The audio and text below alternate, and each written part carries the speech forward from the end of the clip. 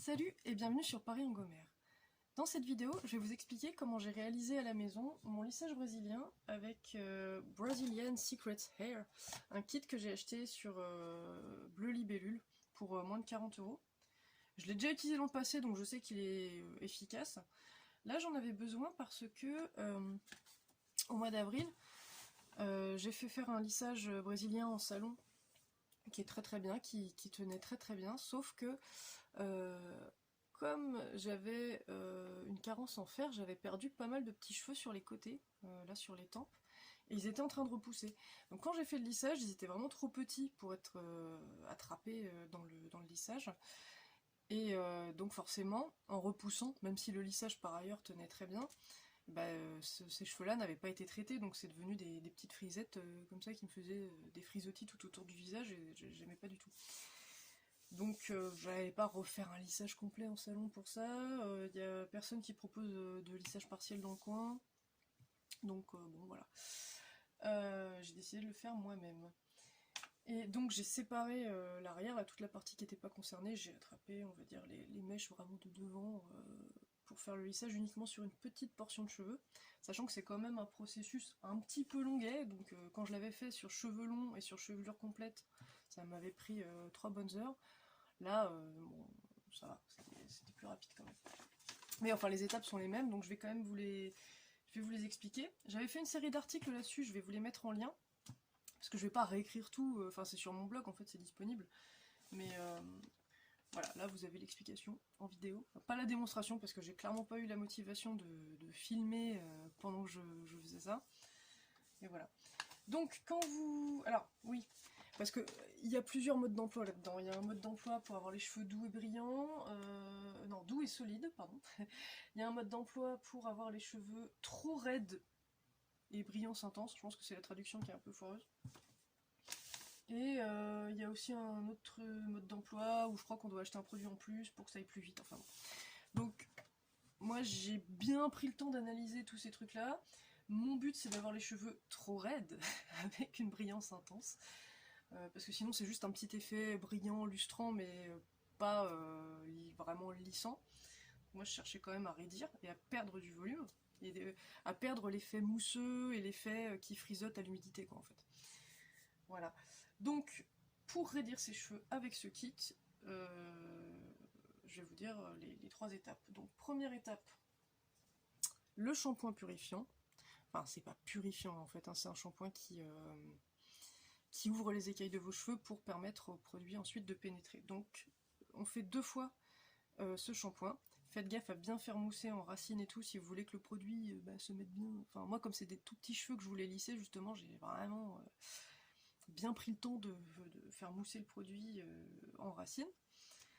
Donc voilà, le shampoing 2 fois. Une fois on rince, une deuxième fois on rince. Ensuite on absorbe l'humidité avec une serviette. Et on sèche de 70 à 80%, donc je ne sais pas ce que ça veut dire exactement, 70 à 80%, mais on sèche. Moi je les ai laissés humides, voilà. Et quand ils sont simplement humides, on peut appliquer l'étape 2, donc le soin à la kératine. Donc là il faut l'appliquer par petites mèches fines. Donc pareil, moi j'ai bien pris le soin de malaxer vraiment racines, les tout petits cheveux et tout, c'était long, mais voilà, j'ai fait le plus gros avec un peigne, ensuite j'ai retouché au doigt pour aller bien partout. Alors l'avantage c'est que c'est pas un truc qui coule, c'est pas liquide, c'est plutôt un peu épais, poisseux, donc enfin poisseux, crémeux, collant, quoi, c'est pas comme une coloration, quoi. Donc en fait, une fois ça appliqué, hop, on le relève, on met une petite pince et puis on peut vaquer à ses occupations pendant que ça pose. Le temps de pause, moi j'ai fait le max, donc c'est 1 heure.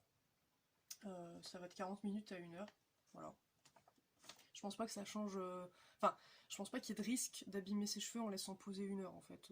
C'est juste que ce sera un petit peu plus raide. C'est pas comme une décoloration, quoi. Alors il dit, conseil, utiliser un casque pour de meilleurs résultats. Moi j'ai pas de casque chauffant. Vous pouvez vous amuser à chauffer par-dessus ses cheveux, enfin pas pendant 1 heure je pense. Donc pour celles qui ont un casque chauffant, vous pouvez essayer. C'est vrai qu'en salon on utilise ça pour que ça prenne mieux. Donc après ce temps de pause, il faut, si vous voulez un effet raide, il ne faut pas rincer le produit. Vous faites votre brushing par-dessus, enfin avec le produit sur vos cheveux. Donc c'est comme essayer de faire un brushing avec du gel dans les cheveux, hein. C'est un peu collant, un peu poisseux, la brosse elle glisse pas bien, c'est chiant quoi. Voilà. Alors allez-y doucement, faut de la patience, hein, c'est tout. Faut pas arracher ses cheveux. Bon, c'est l'étape un peu galère. Mais bon, vous voyez assez rapidement que quand ça sèche, donc l'effet poisseux et collant disparaît vite, hein, heureusement d'ailleurs. Et quand vous avez fait votre brushing bien raide, vous passez 6 à 8 fois mèche fine par mèche fine, en fait, 6 à 8 fois sur chaque mèche, votre fer à lisser. Moi j'ai un fer à lisser qui est pas mal, avec des plaques en tourmaline, donc ça abîme quand même moins que la moyenne les cheveux. Mais bon, voilà. Un fer à lisser de bonne qualité, c'est toujours mieux. Donc là moi c'est pareil, j'ai fait gaffe à attraper bien tous les petits cheveux là, c'était pas facile de faire ça sans me cramer le front, mais bon voilà, j'ai réussi. Faut de la patience, hein, c'est l'étape un peu relou. Pour la température, moi j'ai mis 200 degrés, sachant qu'il recommande pour les cheveux fragiles et décolorés 180 à 200, et pour les autres types de cheveux 220 à 240. Moi ça me semble beaucoup.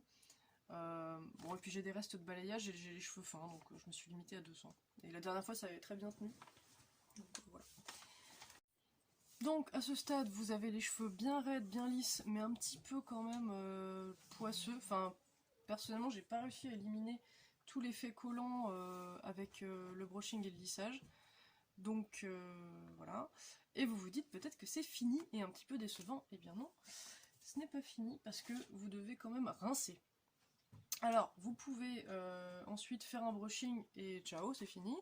Ou alors, vous pouvez en profiter pour faire le masque, qui est l'étape 3 du kit. Moi, je le fais à chaque fois parce que je trouve que ça renforce l'effet du lissage et puis ça apporte de la brillance. Donc voilà, vous rincez le produit. Alors, ils disent de rincer à 90%. Je ne sais pas comment faire. Moi, je rince jusqu'à ce que... Enfin voilà, la sensation, c'est un petit peu comme si on avait de l'après-shampoing, donc ça reste un petit peu soyeux et tout, mais... Bon, voilà, je sais pas si ça correspond à 90%, quoi. En tout cas, n'essayez pas de rincer à fond avec de l'eau bien chaude et tout pour tout dégager, c'est pas le but. Donc vous rincez plus ou moins à 90% et vous mettez ce truc-là. Pareil, en malaxant bien, mèche par mèche, tout ça. Sur la bouteille, ils disent que ça dure 3 minutes. Sur le mode d'emploi, ils disent 5 à 10 minutes. Moi, j'ai laissé un quart d'heure, hein, voilà, bon, c'est un masque, ça peut pas faire de mal. Et ensuite, donc vous rincez ce truc là pour éliminer ce coup-ci complètement le masque, parce que sinon ça va vraiment être collant. Et ensuite vous faites un brushing raide. Et moi j'ai repassé un petit coup de plaque pour être sûr, mais c'est pas indiqué. Ils disent qu'on peut se contenter d'un brushing raide à ce stade, parce que les plaques que vous avez déjà passées avant ont dû normalement sceller le produit. Bon, moi je voulais être sûre de pas de maximiser la tenue et de pas devoir y revenir dans 2-3 semaines, donc j'ai repassé un petit coup de plaque, alors pas non plus 8 fois, hein, juste comme ça vite fait pour que ce soit bien raide, et pour bien positionner, placer tous les petits cheveux, et leur interdire formellement de reformer des frisottis. Voilà. Bon bah là je l'ai fait, c'était avant-hier. Bon, je vais pas les laver pendant au moins 4-5 jours, comme après un lissage en salon en fait, pour être sûr de maximiser la tenue. Et puis je vous dirai par la suite si ça tient bien. Je sais que quand je fais un lissage en salon, ça tient quand même 5-6 mois. Bon là j'en espère pas autant, mais bon 2-3 mois ce serait déjà sympa, parce que bon, l'investissement financier est quand même très modéré. Et bon, niveau temps, ça reste un petit peu longuet, mais bon, c'est quand même acceptable. C'est tout pour aujourd'hui, j'espère que vous avez aimé cette vidéo, qu'elle pourra vous être utile, parce que ce kit est très bien, mais honnêtement le mode d'emploi est pourri, enfin il est très confus, je trouve. Moi j'ai dû le relire plusieurs fois avant de savoir exactement comment faire. Si vous avez aimé cette vidéo, je vous invite à la partager, la commenter, vous abonner à notre chaîne, pourquoi pas, et à très bientôt sur Paris Angomer. Merci d'avoir regardé cette vidéo, on espère qu'elle t'a plu. N'hésite pas à liker, t'abonner et en parler autour de toi.